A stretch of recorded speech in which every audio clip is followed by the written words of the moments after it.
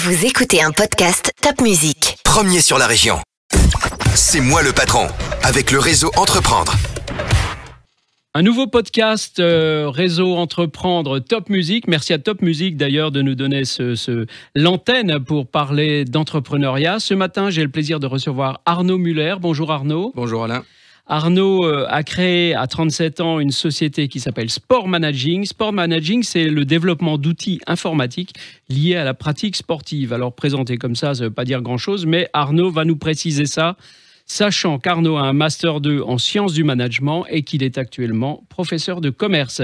Alors Arnaud, à toi la parole. Alors absolument, alors Sport Managing se veut être un outil qui facilite à la préparation de la performance des sportifs. Aujourd'hui, pour préparer la performance, on se base sur les statistiques qui, en règle générale, ne veulent pas dire grand-chose. L'objectif étant de préparer à la compétence qui va permettre d'améliorer et de soigner la statistique au final. Pour ça, un référentiel de compétences est monté, érigé, en fonction de la discipline, et va permettre à chacun de nos petits sportifs de pouvoir s'évaluer et évaluer ses compétences sur ces différents référentiels et progresser dans sa pratique. Alors, ça s'éclaire un peu, mais ça reste encore un tout petit peu obscur. Peut-être tu peux prendre un exemple dans le football ou dans d'autres sports, comme tu voudras, pour nous expliquer très clairement ce que c'est Sport Managing. Alors, si on peut pas faire plus clair que dans le foot, je pense, en la personne d'Antoine Griezmann. Tout le monde, je pense, connaît Antoine Griezmann aujourd'hui. Absolument. Donc, Antoine Griezmann, à l'âge de 13 ans, s'est vu refuser l'entrée dans les différents centres de formation en France. Et a eu la chance d'avoir été repéré par un club espagnol qui lui a dit aujourd'hui, tu es peut-être petit, tu es peut-être frêle, mais tu as des compétences. Si ces compétences, tu arrives à les exploiter et à exploiter le potentiel que nous, on estime qui est le tien, tu pourras avoir une carrière professionnelle. En ciblant les points forts, les points faibles d'Antoine Griezmann, le club en question a pu mettre en avant ses compétences et a pu faire d'Antoine Griezmann un joueur professionnel. C'est vrai qu'ils ne se sont pas trompés. Hein. Il a fait une belle carrière, Antoine. On peut en citer d'autres, mais c'est l'exemple le plus parlant, je pense. Très bien. Et alors, ce développement d'outils, c'est en ligne, c'est une application mobile. Comment ça se présente ? Absolument, c'est une application mobile, donc à destination en premier lieu pour les éducateurs, qui vont avoir toute la trame de travail et tout le protocole de travail leur permettant d'évaluer leurs sportifs. Et la retranscription des informations va être donnée à nos joueurs, à nos petits sportifs qui vont pouvoir avoir un visuel et vraiment savoir à un instant T où ils en sont dans leur pratique. Donc ça permet de suivre et d'encadrer finalement la pratique sportive et la formation des joueurs, quels qu'ils soient. C'est bien ça. Tout à fait. Ça rejoint un petit peu mon métier de base qui est enseignant. Et oui. Et voilà. Donc c'est un petit peu donner la possibilité à tout un chacun d'avoir la même grille de lecture et de pouvoir obtenir les résultats souhaités en fonction des objectifs qu'on s'est définis. Très bien.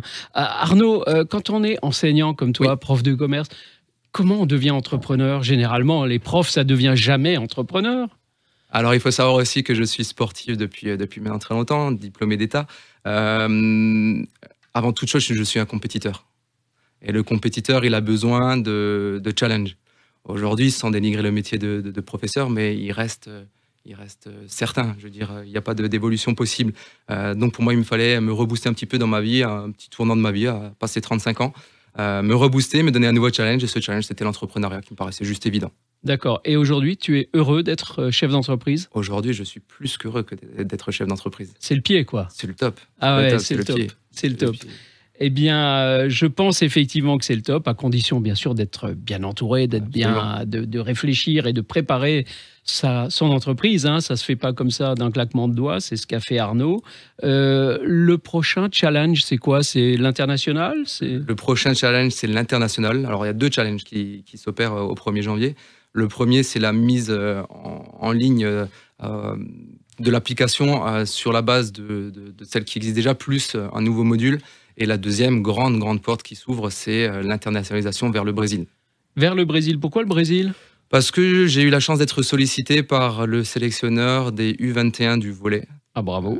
Brésilien, qui trouve vraiment que l'application a du sens, c'est une excellente idée, et qui souhaite aujourd'hui le développer sur le territoire. Et donc aujourd'hui, on met en place tout le protocole nécessaire à ce développement sur le Brésil. Super. Alors voilà, une jeune start-up, elle est déjà internationale, déjà mondiale, parce que quand on est au Brésil, on peut toucher le monde entier. Absolument. Et c'est fantastique. Bravo Arnaud. On vous Merci, Alain. souhaite une tonne de réussite pour les années à venir. On continuera à vous suivre chez Top Music et chez Réseau Entreprendre, parce que ça nous fait plaisir d'avoir de jeunes chefs d'entreprise dynamiques qui ont de la volonté. Merci beaucoup. Et Merci à vous. très bientôt sur les ondes de Top Music pour de nouveaux podcasts sur l'entrepreneuriat. C'est moi le patron.